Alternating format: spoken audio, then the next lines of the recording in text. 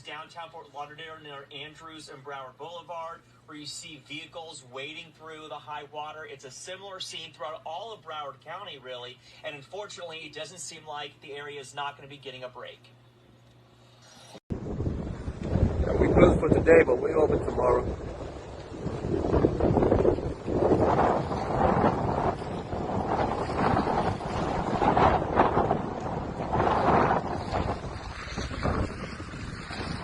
We're gonna be all right.